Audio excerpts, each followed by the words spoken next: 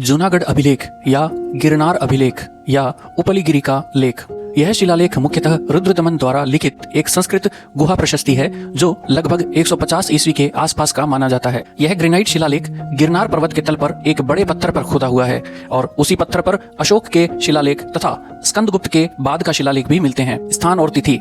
यह गिरनार पर्वत के ताल पर जूनागढ़ वर्तमान सौराष्ट्र गुजरात में स्थित है। इसकी तिथि लगभग 2री शताब्दी ईसा मानी जाती है। भाषा, लिपि और आकार। यह संस्कृत भाषा में लिखा एक लंबा शिलालेख है। इसकी लिपि ब्राह्मी अक्षर का प्रारंभिक रूप है। इसमें लगभग 20 पंक्तियां लिखी गई हैं। शिलालेख की सामग्री।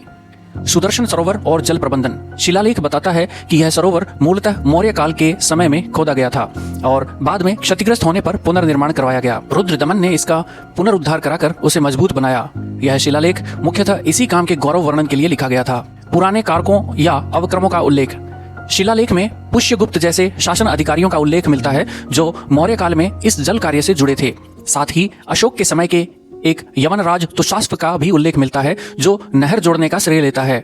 इससे प्राचीन प्रशासन और स्थानीय परियोजनाओं का एक इतिहास मिलता है। रुद्रदमन का प्रशंसात्मक भाग। शिलालेख का शेष भाग रुद्रदमन के गुणगान, विजयों और सामाजिक धार्मिक कार्यों की प्रशंसा करता है। इसे एक प्रकार की प्रशस्ति माना जाता है।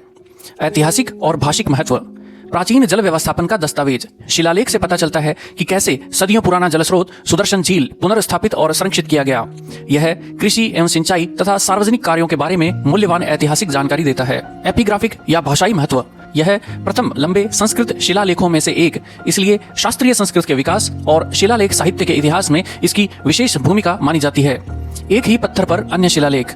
उस पत्थर पर अशोक के रॉक एडिक्ट्स भी मौजूद हैं तथा बाद में स्कंदगुप्त का एक शिलालेख भी खुदवाया गया।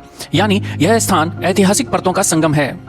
शोध इतिहास। शुरुआती छानबीन और संपादन 19वीं सदी में जेम्स प्रिंसप तथा बाद में लेसन, विल्सन, फ्लीट आदि ने किया। भारतीय विद्वानों जैसे भगवान लाल इंद्रजी और भाऊ दाजी ने भी प्रारंभिक पाठ प्रकाशित किया।